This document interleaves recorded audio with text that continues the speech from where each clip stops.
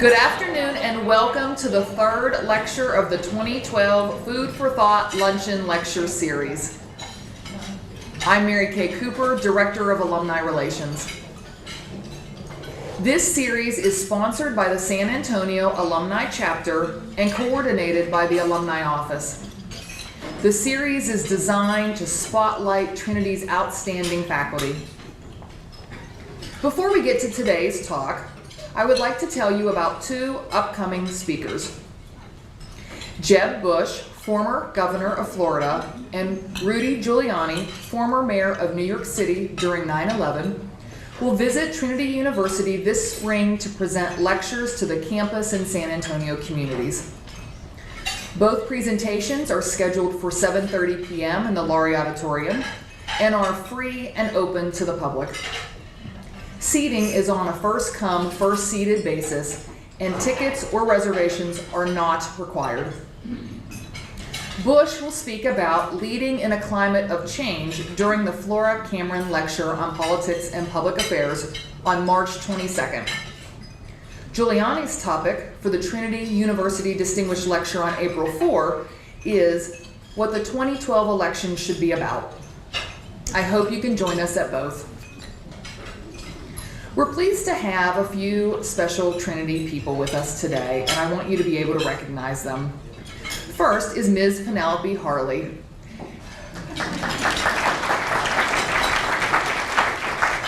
And Penelope's just come from the eye doctor, and that's why she has those sunglasses on. She stopped me and said, "No, I'm not trying to be cool." Next, I want to introduce Vice President for Faculty and Student Affairs, Michael Fisher. And last, Interim Vice President for University Advancement, Rick Roberts.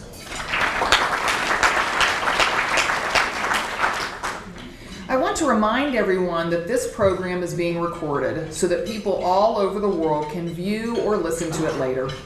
So during the question and answer period, please come to the microphone to ask your question. Thank you. James Sanders, class of 1998, will introduce today's speaker. James acts as San Antonio Chapter President and works as a financial advisor with Morgan Stanley Smith Barney. James?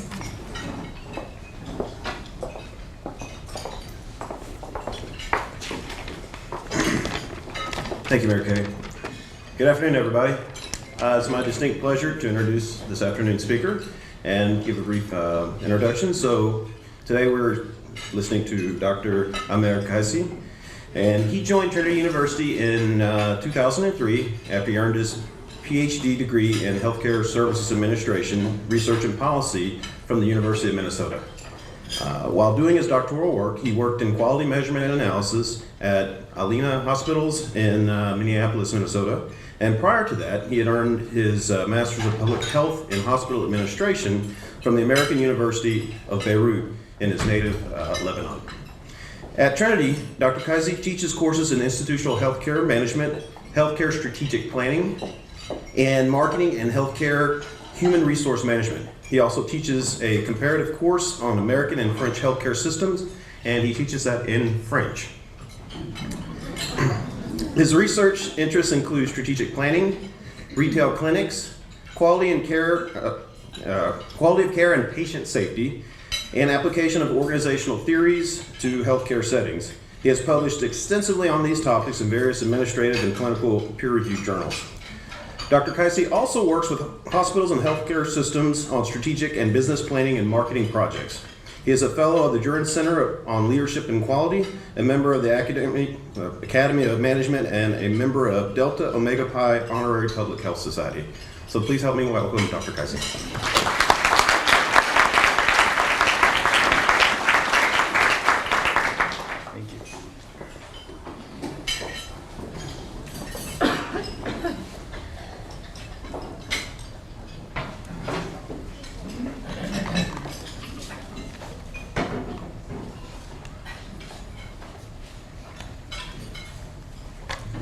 Can everyone hear me well? Okay. Well, thank you all for coming. Really appreciate it. As I was preparing for this lecture over the weekend, I was working on my slides at home on my laptop. And it was nice weather, so I was sitting in the backyard working on my laptop.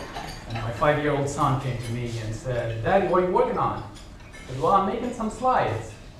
And you can see his face just lit up. He said, show me the slides. So I showed him the slides, and then the excitement turned into disappointment. He's like, "Where are the slides? Where are the swings? Where's the playground?" He thought I was making slides for the playground. So my hope is that you guys will be a little bit less disappointed with the slides that I worked on. So healthcare reform is obviously a very political topic. It's a very emotionally charged topic. It's a very controversial topic. However, I don't think anyone came in today to this lunch to listen to a political commentary. I think there are enough 24 hours news networks out there that will do that for you. I think what I think you came for is to probably listen to a perspective that is apolitical, a little bit objective, to hear what the numbers are, what the facts are, and try to separate the myth from the truth. So my promise to you is that I'll try to be as apolitical as possible in this lecture. And when I'm going to be political, I will let you know. Okay? So there'll be a red flag warning. Okay? Politics are going to be discussed now. But my plan is to talk a little bit about the problems that have led to the healthcare reform law, or that justify the need for some kind of change, whether this law or some other law. And then we'll talk about the law itself, the Affordable Care Act itself. We'll talk about the problems that it solves, or that it potentially can solve, and talk about some of the problems that it can't solve, or that it was not designed to solve. But before we do that, let's take a journey through our healthcare system and look at 4 typical Americans. We're going to call them names. We're going to call them Anthony, Betty, Carlos, and Don. Okay? Now, the one thing in common between all 4 of them is that we're going to assume that they're all going to have a car accident, unfortunately, and be admitted to the hospital for about 5 days. Okay? And then we're going to compare their situation depending on their socioeconomic status and the kind of healthcare coverage that they have. Okay? Let's start with Anthony. Now, Anthony is an executive at a large company. Okay? He works for a good company. He makes good money. His company provides a very generous healthcare coverage plan. Virtually, he has full coverage through his employer-sponsored coverage. So when Anthony has his car accident, is admitted to the hospital, spends about 5 days in the hospital, and then goes back home, he gets a bill that says your responsibility is $0. He basically has virtually no out-of-pocket expenses because of that hospitalization. Okay? So Anthony is pretty happy. Now let's look at Betty. Betty is 70 years old. She's retired, and just like anyone else who's 70 years old, is on Medicare. Now, Betty is covered by Medicare, so when she has her car accident, is admitted to the hospital, and then leaves the hospital, she's going to get a bill for about $1,000. Okay? However, just like a lot of people in her situation, she'll probably have some additional private insurance that will cover that out-of-pocket cost. So Betty is doing okay too. Now things get interesting. Let's look at Carlos. Okay? Now, Carlos works for a small company. His employer cannot afford to provide healthcare coverage. So Carlos has to go out there on his own and buy healthcare coverage from the private market. The health insurance system works against Carlos as much as it works for him. In the last 10 years, Carlos's premiums have been going up while his coverage is going down. So while Carlos has some kind of coverage, he is what we call an underinsured. Okay? So after he has his car accident and goes to the hospital, he probably will get a bill for around $2,500 that he has to pay out of his own pocket. And if the bill is larger, and if he can't afford that, he'll probably have a medical bankruptcy, which is very common in our country. Last is Don. Now Donna is a single mom. She's 25. And she is one of those people that are poor, but not poor enough to qualify for a public program like Medicaid. Okay? So Donna is trying her best to make things work out, but she doesn't have any kind of health insurance. Okay? She probably works for an employer that does not provide health insurance, or she is self-employed, and she can't afford to buy private insurance in the private market. So when Donna shows up at the ER, at the emergency room in the hospital, first of all, the hospital has to stabilize her by law without asking for her insurance status. After that, the hospital can actually transfer her to any other hospital, to a public hospital like a county hospital. So if she shows up at a private hospital, the private hospital has to stabilize her and then transfer her to a public hospital, and then she have to pay the full cost. Now, obviously, she can't afford to pay the full cost of her hospitalization, so that hospital is probably gonna eat up that cost, absorb that cost, and pass it on to you and me at some point in time, which we will discuss in a minute. So the point from those 4 stories is to show you that our healthcare system works really, really well for some people. If you have good employer-provided insurance, or if you're on Medicare, you probably have a decent coverage, and you're happy. However, there are some people that are also left behind. There are some people in our country that are a traffic accident away or a bad gene away from medical bankruptcy. And these are the things that we're going to be talking about. How does the Healthcare Reform Act affect each one of these 4 Americans typically? Okay? So let's talk first about the problems in our healthcare system. And here I'm talking about problems prior to 2010, before the Healthcare Act was passed. First problem, as always, first problem is about money, right? First problem in our healthcare system is costs. The average family spends around $15,000 per year on insurance premiums. That number has increased about 9% between 2010 and 2011. So insurance premiums are eating up more and more from the family's budget. But not only that, they're taking more and more from the federal budget too. So how do we do as a country on healthcare spending? How do we compare to rich countries or developed countries? The countries that we really care to compare ourselves to. Let's take a look at how much we spend per person per year as a country. So this is healthcare spending per person per year for the latest available year, which is 2011. And as you can see, we spend almost twice as much as any rich country in the world. Now, someone might come here and argue and say, you know what, that is not necessarily a bad thing. We are a country that values healthcare more than those other countries. Who cares about them? You know, we value healthcare, we want to spend more money on it. Okay, let's look at some other numbers then. How much do we spend on healthcare as a percentage of our total spending? So how much do we spend on healthcare as a percentage of our gross domestic product? And our gross domestic product, or GDP, is basically how much money we spend each year domestically on everything. On education, on clothing, on food, on museums, everything that we spend in this country. Okay? As you can see, healthcare takes up around 17.9% of our domestic spending every year.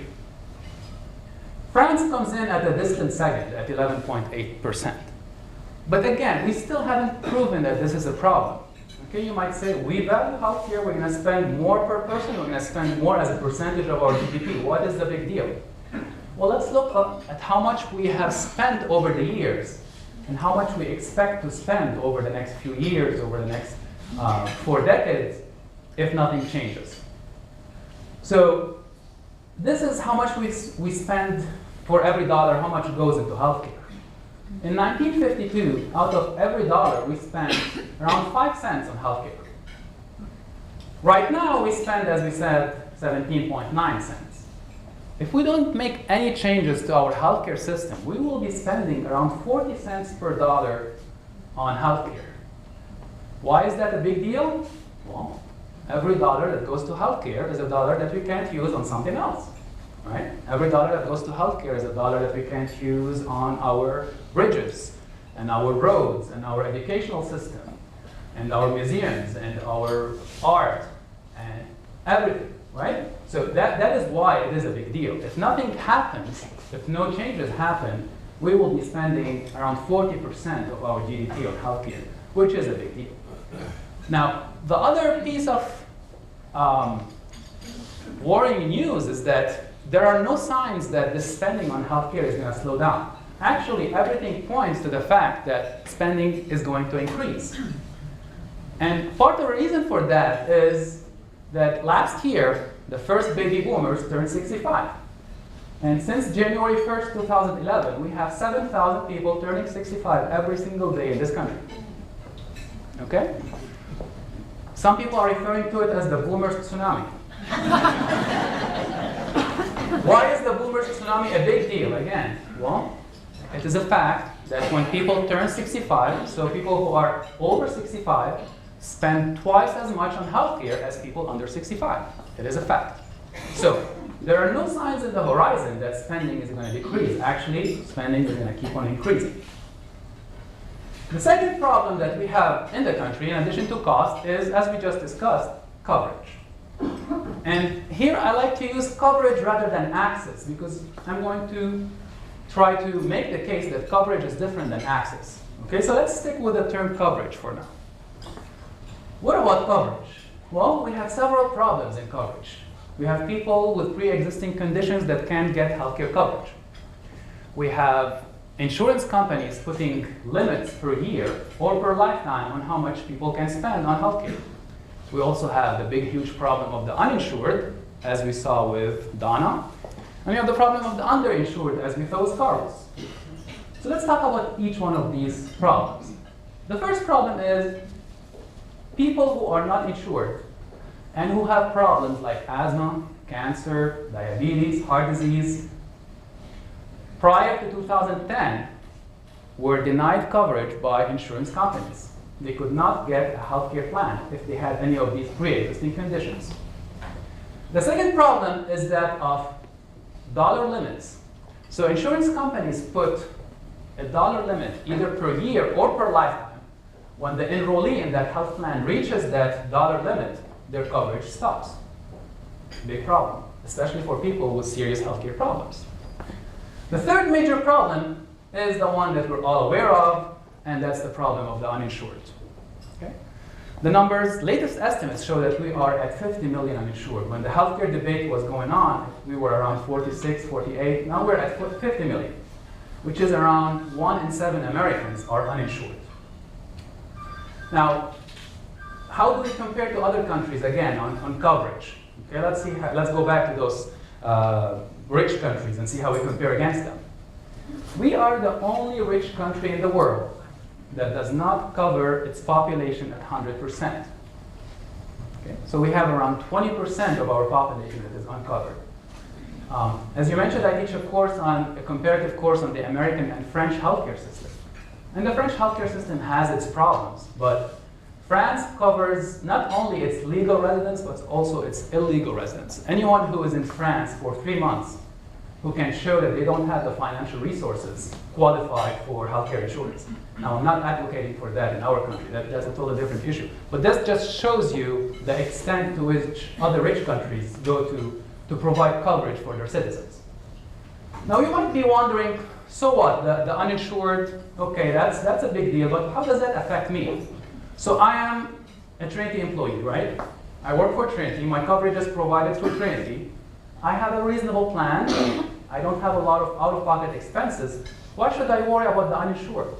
Well, the problem of the uninsured, just looking at it from a very cold-hearted aspect, affects all of us indirectly. How is that? It affects us through what we call the vicious circle of the uninsured. So let's start at the top of the circle. The uninsured can't afford to go to the doctor. So they delay their care. And what would have been a straightforward problem 6 months ago becomes a big, huge problem today. So where are they gonna go? They're gonna go to the emergency room at the hospital. When they go to the emergency room, their care is going to be very expensive. And obviously, they can't afford to pay, just like we said with Don. So the hospital is going to have to absorb that cost. But the hospital is not going to do it out of the goodness of its heart. It's going to try to find a way to make up for that expense. So next time the hospital administrators sit down with the insurance company administrators, they're going to say, hey guys, we need higher rates. We're paying all this money for uninsured people. We need higher rates. We can't do business anymore. So the insurance companies are gradually going to agree to increase the rates. But again, the insurance companies are for-profit companies. Nothing wrong with that. But they're going to try to find a way to make up for that. And how they're going to do that is by passing the cost to you and me, to people who have private health insurance. So we are going to end up paying higher premiums.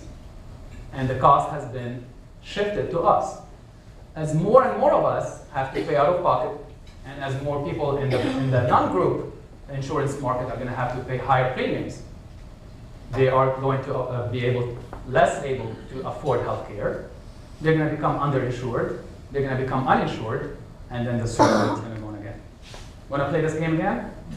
Okay. But we talked about the 50 million number or the 47 million number. But who are they?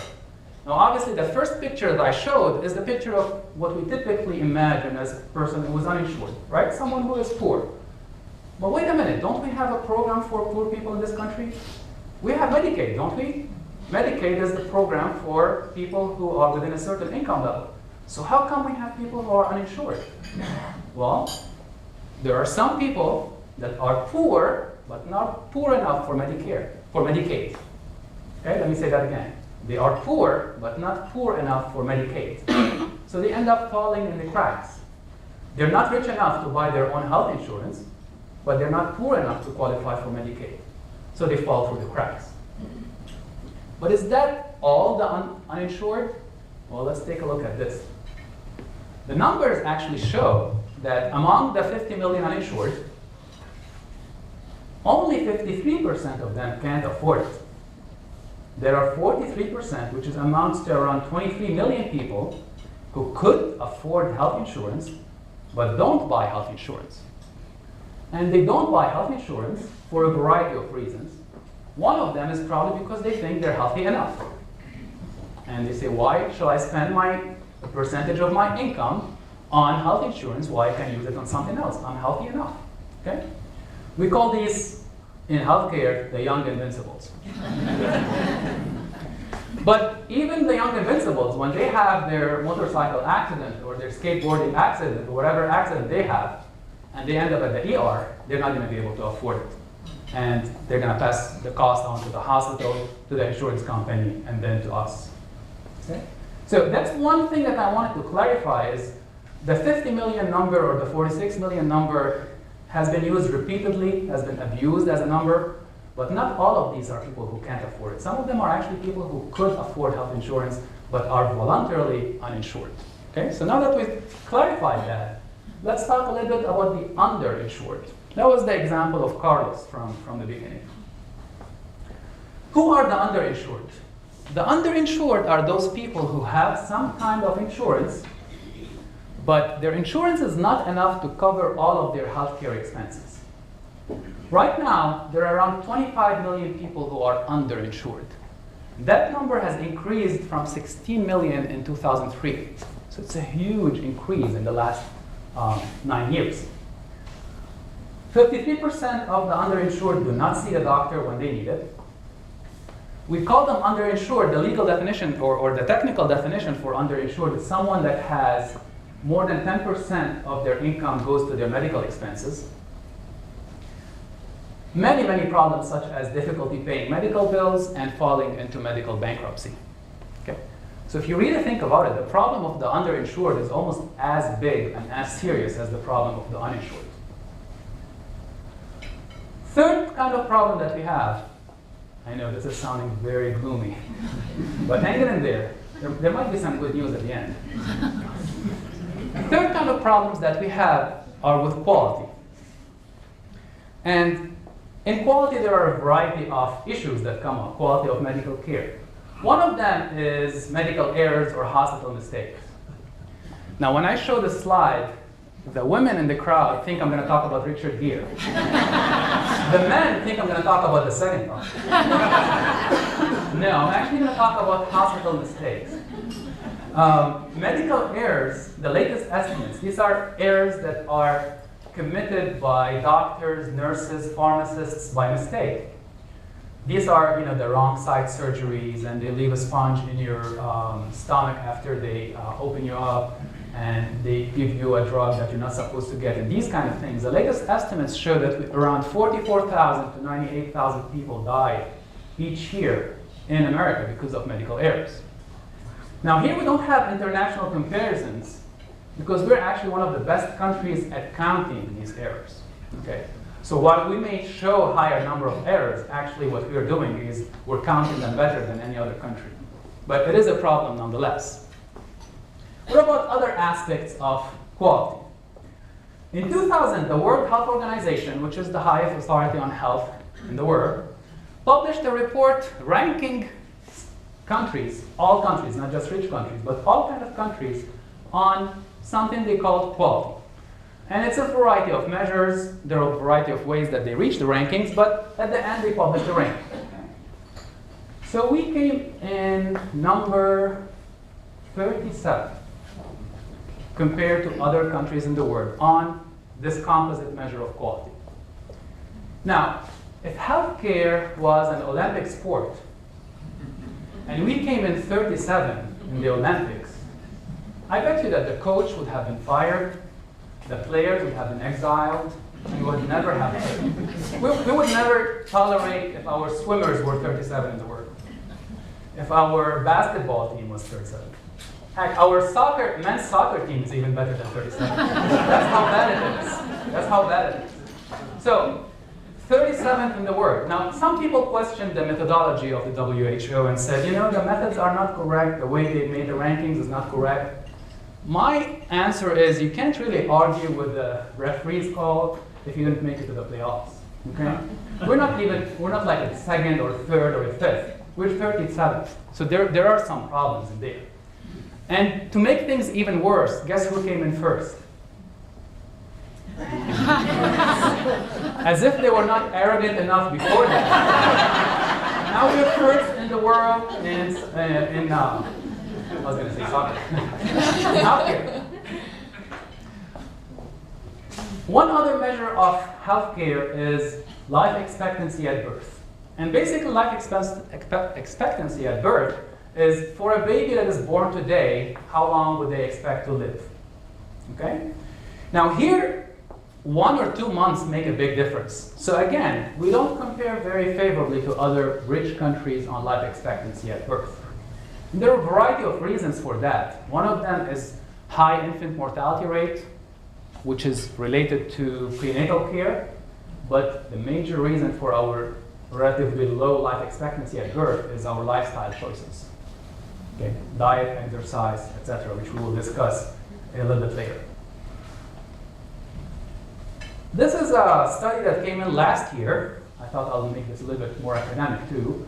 And in brief, the conclusion was that in some American counties, the life expectancy at birth is today what some European countries were at 50 years ago. Okay, so our life expectancy in some counties, in select counties, not throughout the US, is what those other countries were at 50 years ago. So we have a three-headed monster.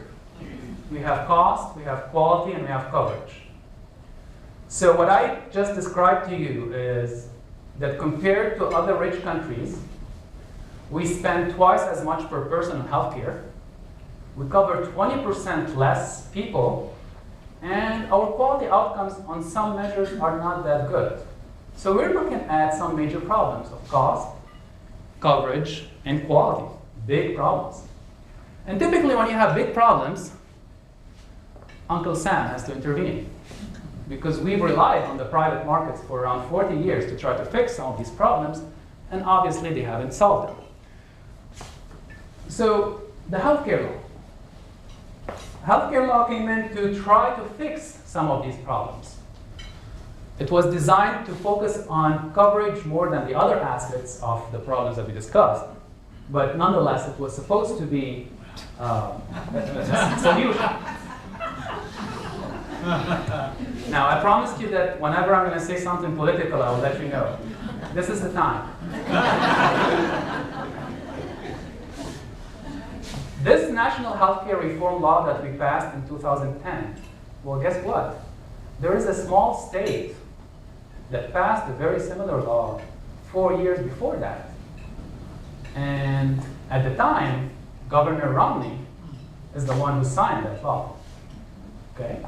Now, as someone who has looked at both of these laws, I can tell you that the national law is a mirror image of the Massachusetts law. So regardless of what Governor Romney says or doesn't say about that law, they are very, very, very similar. Okay? Moving on. The Patient Protection and Affordable Care Act, or for short, Affordable Care Act, in healthcare we like to call it PPACA. It just sounds cooler. It makes us look like we know what we're talking about. So you're gonna hear me saying PPACA this, PPACA that. Now you know what it means. Okay? This was signed around 2 years ago. Okay? So this makes it very timely. And as Vice President Biden said at the time, very elegantly, it was a big deal. It was a big deal. I don't know if you remember Vice President dropping the F-bomb on national TV. He did that. It was a big deal. It was the most radical change in our healthcare system since Medicare and Medicaid was passed in the mid-1960s. Now, the law itself is around 2,400 pages. Show of hands. How many people in the room have read the whole healthcare law? 2,400 pages. Okay. Well, I've read all of it. And I know I need to get alive, but unless you're planning to read all of it, this is your best bet. Okay, I'm going to try to explain what's in that 2,400-page document. Okay? President Obama made a lot of superhero promises when he introduced the law to us. Okay? The first one was you won't have to worry about going broke when you get sick. The second one was that we will control costs. And the last one was that we will do all of this while reducing the deficit. It sounds very, very ambitious. And obviously, just like people in this room, Americans are split on whether they believe that or not. Some people believe it, some others don't, you know, and so on and so forth.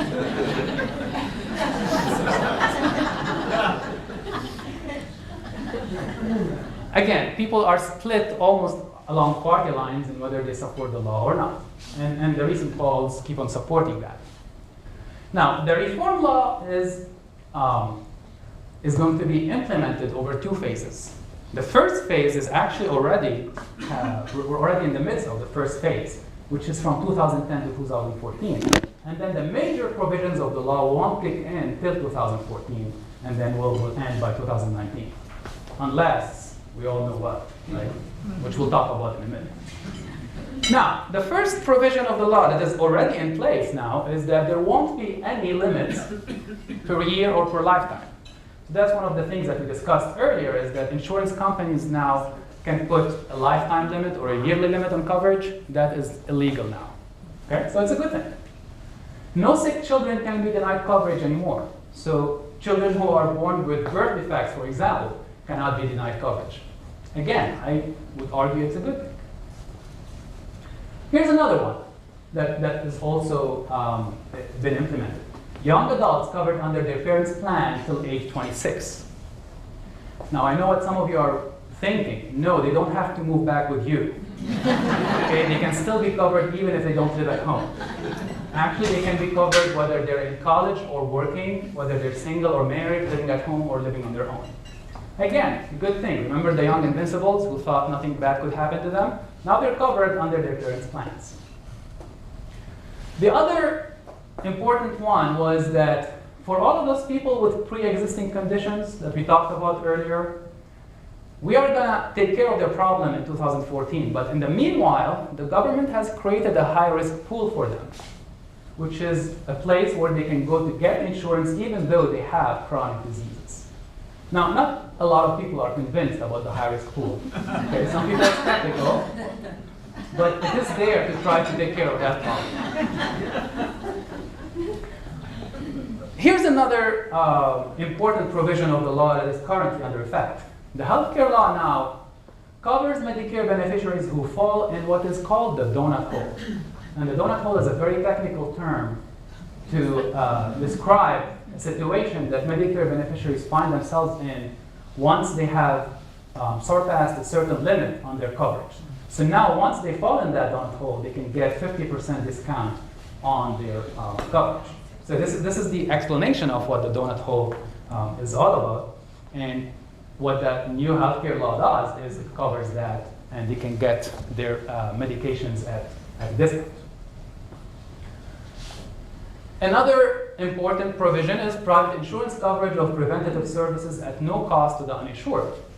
So now insurance companies have to provide free coverage for things like screenings for cancer, blood tests, flu vaccines, well-child visits, and so on and so forth, which again, I think is a good thing. Now, small businesses, remember the case of Carlos at the beginning of the talk? The guy whose employer could not provide him with healthcare insurance? Probably was a small employer, less than 50 employees, could not afford that. Well, now, under the law, his employer will provide him with tax credits as an incentive to provide coverage to its employees, which some people think is a good idea. Now, you might be wondering what about the cost of at least that first phase. There was a study that came in a couple months ago that looked at increased spending as a result of those provisions of the first phase only, the ones that I just described. And the increases in spending, according to those estimates, were found to be negligible, around 0.2% of what we spend right now on healthcare, which, according to the study, if you believe the numbers, it's not a big deal. Phase 2. Now, phase 2 is where the beef of the law is. Okay? Phase 2 is the major provisions. What happens under phase 2? Under phase 2, insurance companies cannot charge sick people more than healthy people. Okay?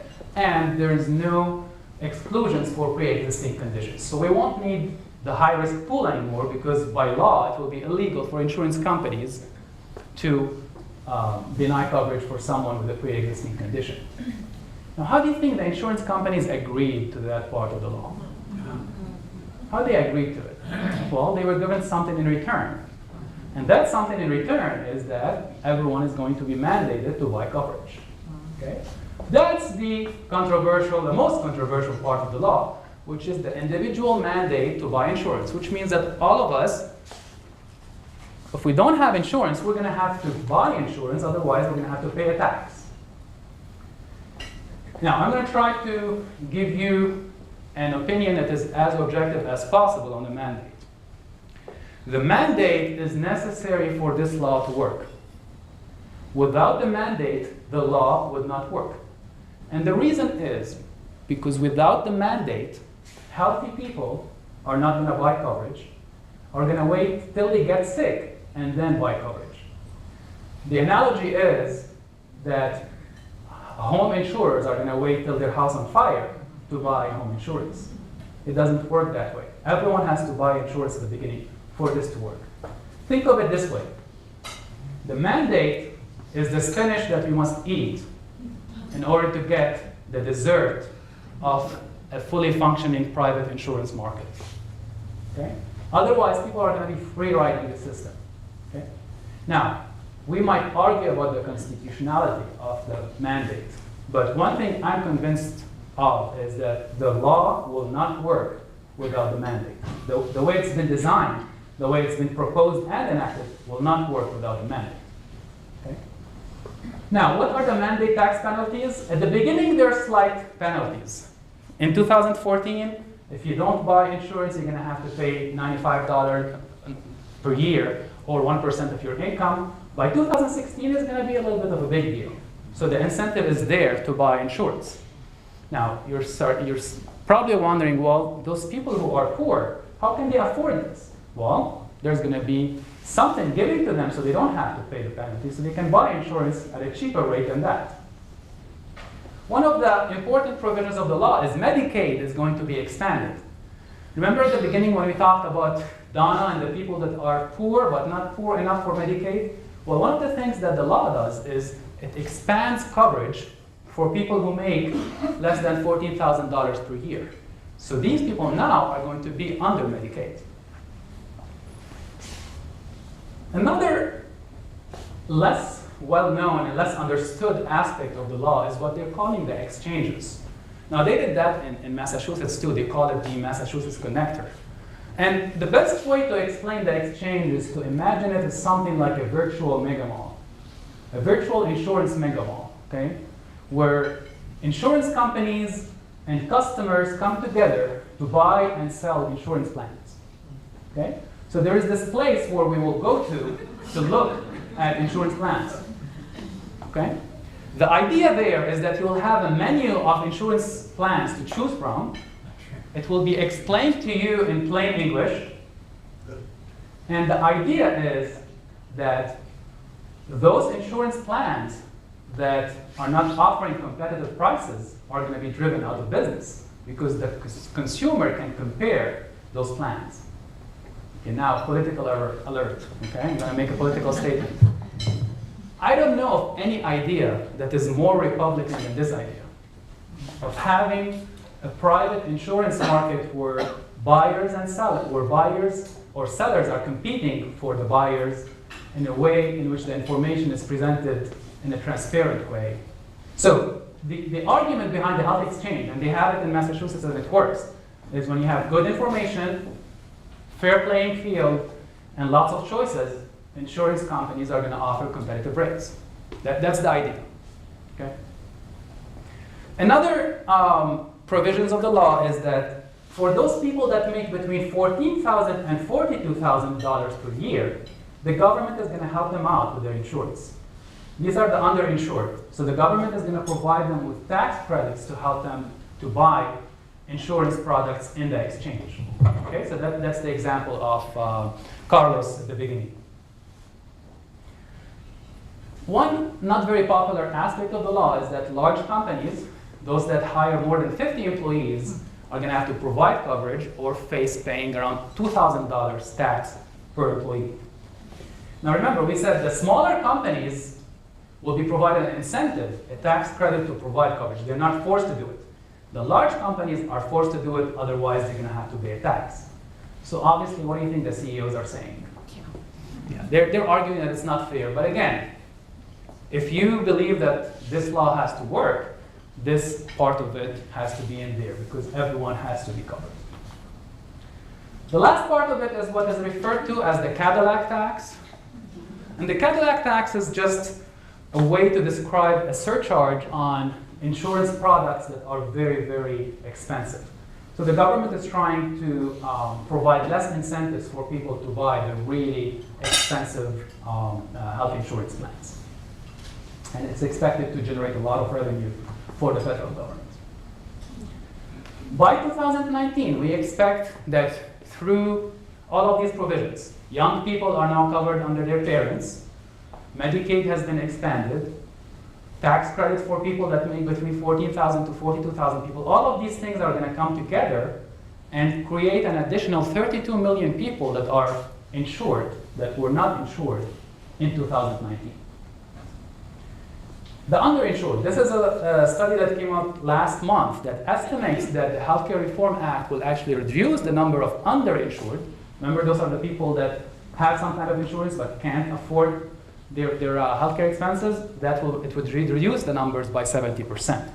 So again, you could argue that that is a good thing too. Now, obviously, that's one of my favorite shows, by the way. There has been a lot of confusion, concerns, misunderstanding about the healthcare law. A lot of emotions there. Okay, so we're going to try to separate myths from facts. The first myth that we dispelled, remember, was that all the uninsured are poor people who can't afford it. Okay, that one we took care of. Now let's look at some other ones. This will be the end of employer-provided insurance. This will be a government takeover of insurance, and insurance premiums will rise through the roof. All of these are things that have been said about the healthcare reform law. First one, where do we turn for a good estimate on these things? Well, the one entity that we have is the Congressional Budget Office, the CBO, which is a nonpartisan office that does research and provides estimate about these kind of things. The CBO estimates that actually employer-provided insurance will only decrease by 2% by 2019. It has been decreasing at a rate of 10% in the last decade anyway. So 2% is really a small price to pay to pass these kind of reforms. First one, I think, is busted. Second one, it is a government takeover of insurance. In my opinion, this is one of the biggest myths about this law because it actually does exactly the opposite thing. Think about it this way. This law is the biggest boost for private insurance companies because they're going to have a brand new customer section. They're going to have 32 million people that they've never dreamed about before that are now in the insurance market. So they have this new population of people, and private insurance companies are only going to grow, and it's not the government that is growing. So in my opinion, that one is busted too. Last one is that insurance premiums will rise through the roof. Again, research by the CBO shows that for some people, the premiums are going to remain the same, and for others, actually, premiums are going to go down. So that one, again, is busted. So what we're trying to do here is to look at the numbers, at the best estimates that we have, rather than let our emotions get the best of us. What's the cost of all of this? Now, we said the initial costs for the first 2 years have been negligible. But by 2019, we're going to be paying around $940 billion over 10 years for this healthcare bill. So who's going to pay for it? Okay. Well, the CBO argues that the bill can actually pay for itself. I know, it sounds too good to be true. But there's a variety of ways that the bill will generate revenue. One of them is by reducing payments for insurance companies. Another one is a tax on the richest Americans. People who make more than $200,000 are going to be taxed to provide some revenue for this bill. Reducing payments for hospitals, which is not a very popular thing among the people I deal with in healthcare administration. Okay? Reducing payments for hospitals is another one. Another one is a tax on all of those companies that will benefit from the additional number of uninsured. These are the insurance companies, the medical device companies, and the pharmaceutical companies. So all of these entities are going to be taxed at a higher rate, or some of them are going to receive lower revenues. And the idea is that the bill will pay for itself. Now, I'm as skeptical as you are about that part, okay, that it will pay for itself. Another way that will pay for it is a tax on tanning salons, by the way. So if anyone is into that, expect a 10% increase next time you show up at the tanning salon. Let's go back to our friends there. What will happen to them? Well, Anthony, the first guy, probably not much is going to happen to him. He will have his employer-provided insurance, and it will be more or less the same. His premiums will not increase, most likely. What will happen to Betty? She will still have the same kind of coverage, except that when she reaches the donut hole, she will have some help from the government. The biggest changes are for Carlos and Don. Carlos, most likely his employer will provide coverage, because remember that small employers will get a tax credit, so that's one way he can get coverage. Another way that he can get appropriate coverage is when he goes to the exchanges. And also if his income is between $14,000 and $42,000, he might get help from the government too. Don, on the other hand, will become insured, either through Medicaid expansion, if she makes less than $14,000, or by going to the exchanges and getting a fair deal. So it seems like for two of them, not much will happen, and for two of them, things are going to improve. However, there are still some unresolved problems that the law does not address. These include increasing costs. We talked about how our healthcare spending is going up. What will the law do about that? We're really not sure. And then some other topics such as primary care physician shortages, illegal immigrants, and lifestyle choices. Let's look at each one of these. This is our increase in healthcare expenditures as percentage of our GDP, as we discussed. if nothing happens. Okay? These are expected for 2018 if no changes were passed. Now, we're really not sure what the effect of the reform law will be on increasing costs. The law provided a lot of things that will help with decreasing costs, but we don't know if they're going to work or not. One thing that might decrease costs is changing the way we pay physicians and doctors. Right now, the way physicians and doctors get paid is on a fee-for-service basis, which means that the more services they provide, the more they get paid. Under the new payment system, it's going to be more per episode, which means that hospitals and doctors will be operating in large companies, and they will be responsible for all of your care, and will get a flat rate for that care. So they will have an incentive to reduce costs and to push you to become healthier. So there are a lot of things that are part of the law that address costs, but we are not sure whether these are going to work to reduce the costs or not, or whether the costs are going to keep on increasing. The second major problem that remains unresolved under this law is that we are facing a very, very serious primary care physician shortage. And these estimates were before the law was passed. So this is regardless of whether healthcare reform was passed or not. We're expecting to be short around 45,000 family doctors, internal medicine, pediatricians, OBGYNs. Okay? Now, remember, we said that there's going to be 32 million new people that are insured, right? They're going to be covered. Where are they going to go? To the doctor. But we're expecting a shortage of primary care doctors. So let's try to predict what's going to happen in the future, although it's very hard. Well, let's start with the bad news. There won't be enough doctors to take care of us and to take care of the additional 32 million people that will be insured. That's just a fact. Okay? Now, there is really no good news, but since people expect good news whenever you provide bad news, so I'm going to make up one. So this is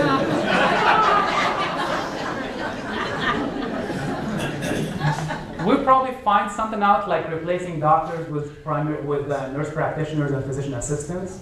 One of the solutions might be the clinic that you see now at H-E-B and at Walmart. Another solution is the white glove, that new idea of a nurse practitioner coming to your home. We're going to try to find a way to replace primary care physician with some other kind of healthcare providers. The other problem that the law does not address, because it's a very politically charged issue, is that of the illegal immigrants. The law does not address them. They're still going to be there. They're still going to need to use the healthcare system. They're going to delay their care, show up at the ER, and so on and so forth. So that problem is there, and no one even dares to talk about it. The other problem we will have, and our life expectancy will not change unless we take care of it, is the obesity rates and among adults and among children and adolescents. So regardless of what kind of laws we pass, unless we get off the couch, eat better, exercise more, not much is going to happen. Okay? So we're reaching the end of the talk, and you're probably now expecting me to provide you with an assessment of the healthcare law, an overall assessment. Is it a good thing or a bad thing? By nature, I'm neither an optimist nor a pessimist, but rather a realist. Okay? So I'm more of a realist.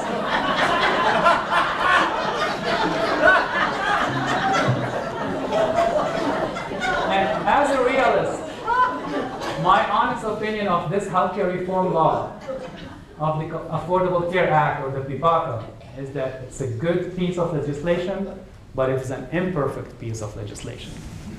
However, none of that will matter in 2 weeks if the Supreme Court strikes down the law. So the big date is March 26, 2012, so stay tuned.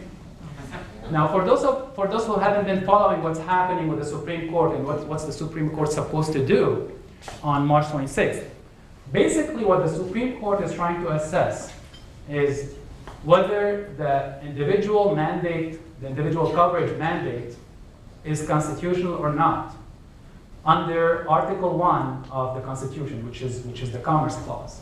Okay? So that's the first thing they will determine, whether the federal government has the right to whether Congress has the right to enforce that mandate.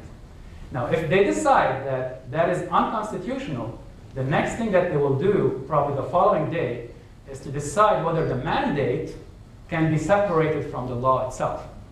In other words, whether the law can go on without the individual mandate. Now, if they decide that those two, the mandate and the law, cannot be separated, they'll probably strike down the whole thing. In that case, all of this talk would have been useless. Okay, but stay tuned. That's what we're expecting is the Supreme Court decision. So I think that this was fortunate timing for us to be talking about healthcare reform, and that's all I have for now. So we'll open it up for questions.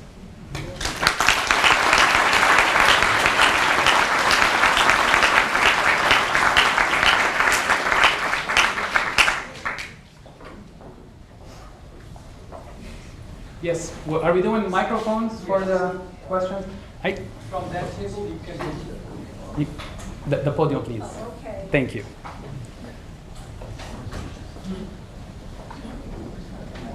Where is it? This one. I think this one's on. Oh, okay, thank you very much. First of all, I want to thank you for a very erudite speech.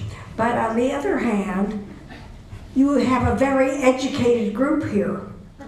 What happens to the average person when a guy comes up and tells them, I can take care of all your insurance. Don't worry about it. Just give me $50 or $75 and I'll take it. And I'll fix you up for life. What do we do with these people that don't have something like this to refer to? And that's the question that I think is very big in the United States. I can't talk about the other countries, but we're easily doped. And so I'd like to know what we would do about that. Just the average common citizen who says, I'm feeling like hell, where do I go to take care of this? And they'll take the first person who says, give me $5 and I'll help you. That's a great question.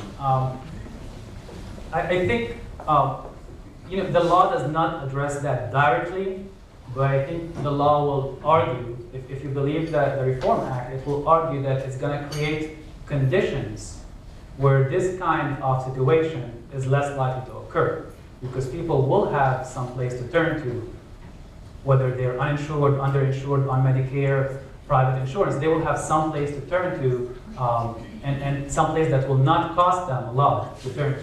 One example is, we're all, for those who are buying insurance in the private market, it's very confusing to go right now and buy an insurance product, okay? They don't speak English, by the way. Insurance companies don't speak English. The exchange is supposed to take care of that. The exchange is supposed to be this place where you go and you receive a menu, and where you can look at, okay, this plan is going to provide these benefits, and that's how much it's going to cost. And I can compare them, just like we do right now with car insurance, okay, more or less. So that's one way that the Act will probably address that concern, trying to make it easier for the consumer by comparing rates and by providing things in plain English. Yes, please.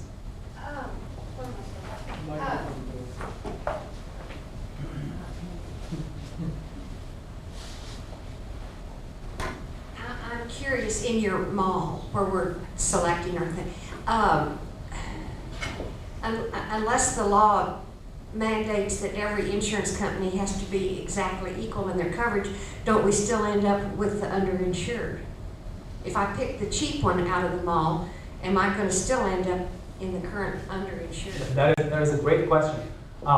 They are going to be competing on price and on coverage, but there is a minimum coverage required for every plan that is going to be part of the exchange. So there is a minimum coverage required so that at the end of the day, no one will be paying more than 9% of their income on their healthcare expenses. So the people that the underinsured will probably be paying anywhere between 2% and 9% of their income on healthcare expenses, depending on their preferences. So I might decide to go with a cheap plan, and you might decide to go with a more expensive plan, but at the end of the day, my cheap plan still meets all of my healthcare needs and doesn't force me to pay more than 9% of my income on healthcare. Yes. Part of your job is to educate hospital administrators, and what impact will this law have on that field? And will it get cheaper or not? Wow, that is the issue in healthcare right now. That is the issue among healthcare administrators. The big change for them, healthcare administrators, will be the way their hospitals are going to get paid. So, as I said briefly, our current healthcare system reimbursement rewards quantity over quality. So, hospitals, doctors are paid more when they provide more services. And that's why our healthcare costs are going up. The biggest change is going to be changing the way they get paid. So now they're forcing healthcare organizations, they're forcing hospitals and doctors to come together and to form larger organizations that are going to take care of the life of the patient rather than the patient when we see them at the hospital. So they're going to be responsible for the life of the patient. They're calling these accountable care organizations, ACOs. You're going to be hearing about ACOs a lot if the law survives. And that's right now all what healthcare administrators are talking about is how to deal with ACOs. The other major change that the law pushes hospitals to do is to become more automated, to have electronic medical records instead of paper records. There are incentives in the law for small physician groups all the way to large hospitals to make that shift. Having an electronic medical record is not going to be a nice thing anymore. It's going to be a requirement. And hospitals that don't do that are going to have to pay a penalty and receive reduced reimbursement. Another change that they're going to face, the hospitals are going to face, is also in the way they get paid, in that pay is now going to be tied to quality rather than to quantity. So those providers that can show on some specific measures that they have better outcomes, say on mortality, morbidity, medical errors, and these kind of things, are going to get higher reimbursement from the government. And there are all kinds of pilot programs going on right now around the country to test the best type of paying physicians in the hospitals. But you're absolutely right. It is the most important thing on the agenda of healthcare administrators right now. Go ahead. I've heard from one place or two that there's supposed to be part of how this is to be paid for is a tax on financial transactions. Is that? Yes. And the taxes, I think what they were trying to say is that taxes this time around won't just be on incomes, but also will be on investments. So that's one way that the law will supposedly pay for itself. Okay, is that it's not just limited to taxing the rich on whatever incomes they make, but also taxing their investments. Will there be an actuarial table used in this new law where if a person were in need of surgical procedure based upon age will or will not get coverage? What kind of plan are they under? I don't know. I'm just, So are we talking someone over 65 or under 65? Because it will make a big difference. well, I'll be 65 sometime soon. At any rate, it's not I that I'm talking about. I just thought that my wife is undergoing some tests and so forth, and she's been postponed time and time, and then I thought perhaps there may be something that will come up in this new law that they're already enforcing. And I didn't know whether that was possible or not. Under Medicare, as we discussed, there won't be any major changes on coverage. So if your doctor says you need a surgery, you're going to get the surgery, and it's going to be covered up to a certain extent, and then your private insurance will cover the rest. Now, outside of Medicare, for people that are younger than that, and for people that are in the private insurance market, it will all depend on the health plan that they buy. But again, if you believe the argument, they're going to get the coverage that they need according to their healthcare needs. Now, I'm with you on being skeptical on that issue too. One of the leading factors that contribute to the high medical costs in our country is sometimes referred to very high salary that our doctors or surgeons enjoy. And that really, in my mind, that brings us kind of a cyclical order, that high cost of the doctors and ultimately high pay, and it comes to us in taking that. And I have personal doctor friends, and when we refer to some of the chuckle and they say, you look at my salary, but you don't look at the high premium that I have to pay to cover myself from the lawsuits and all that. And sometimes I wonder, and as an academician, if you have an answer to that, well, why do they need coverage for that kind of a thing? Their lawsuits should be based on a criminal act that those people have done. They did not take good care of it. It's a criminal act. If I make any criminal mistakes in this country, I'm a felony or something, I go to court, face myself. I do not have any coverage for committing a murder. Why the doctors would have to go through this? Why the doctors cannot face the judiciary and then release this kind of a huge amount of money that comes in between the lawyers' pockets and all of this big mess, and we become the sufferer. Very good, very good. Let me start first with salaries, okay? Because you're absolutely right. We pay doctors in this country more than any other country. In the comparative course that I teach, we look at the salaries of American doctors versus French doctors. And the average salary of a French doctor that works for the government is anywhere between 45,000 to 75,000 euros per year, which translates, a little bit higher in dollars, but that's nothing compared to the salaries in the US. Now, the American doctors, as you said, would argue that first of all, we have student loans when we graduate from medical school, which in other countries they don't have because their government pay for their education. And we have higher malpractice insurance premiums, which in some states for some individuals can be up in the very high $80,000 to $100,000 per year. Now your question is why they need that coverage. Why can't they just, when they find themselves in that situation, face the situation?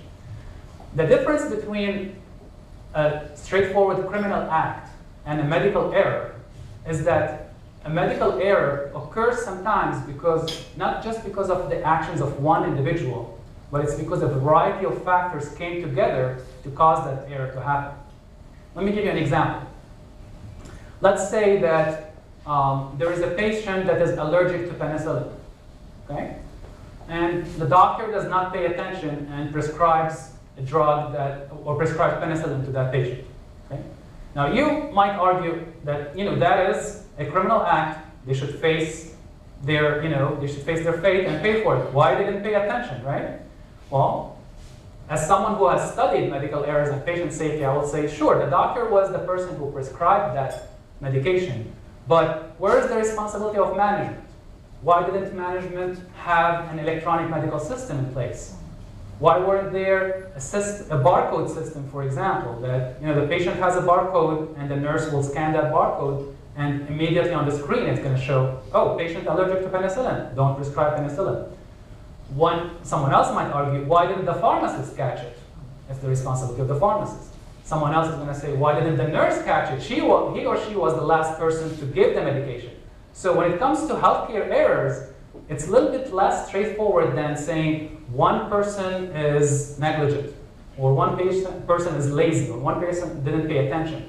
There's what we call system errors. And these system errors come together and predispose an individual to commit an error. Another argument would be that that specific doctor was at the end of a 32-hour shift. And that's why he or she didn't catch the error. It's very hard to argue that it's a negligent act. It's more likely it's a human mistake that everyone commits, except that when doctors commit a mistake, the stakes are much higher. So that's why doctors find themselves in a situation where they are constantly sued, because these errors happen at a very high rate, and they have to protect themselves when the lawsuits happen. However, one thing that here in the state of Texas that we have done, and that have resulted in a decrease in our insurance premiums, is that we passed a cap on non-economic damages. So right now, if a patient has a medical error and they want to sue the doctor or the hospital, which typically are both named in the lawsuit, in the state of Texas, the non-economic damages cannot be more than $250,000. Now, the economic damages can be higher, but the non-economic damages, which refer to psychological suffering and these kind of things, have been capped at $250,000. This law was passed in 2003, and since 2003, malpractice insurance premiums for Texas physicians have been declining. So that's one way to decrease costs. But I want to go back again to the origin of the question. Sure, physician salaries are high, and malpractice insurance premiums are high, but these two factors are only a very small percentage of our cost problem, if you look at the numbers. Any other questions? Yes, please.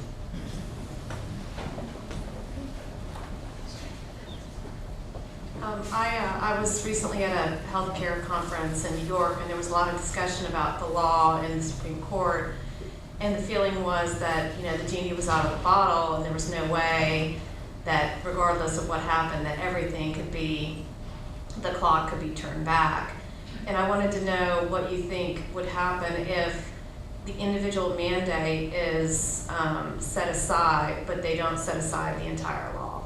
Yeah.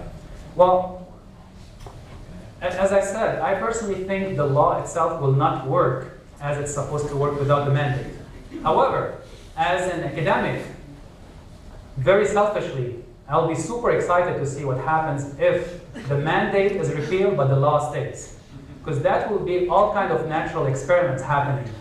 Now again, I'm putting on my researcher hat there and thinking, very cold-heartedly about numbers and insurance and stuff like that. It'll be very interesting to see what other stuff we come up with to make up for that. But the estimates show that if that part of the law is struck down but the law itself stays, we will be covering half the people that we're supposed to cover. So rather than 32 million, it will be half of them. But we will be paying 75% of what we are supposed to pay. So we cover half as many people, but we will still be paying more for what. So we basically won't be getting value for our money if that happens. This is kind of a follow-up on the mandate. From a constitutional point of view, how is a mandate to buy health care any different than our requirement as citizens and drivers of automobiles or homeowners to buy car insurance or homeowners insurance? Sure.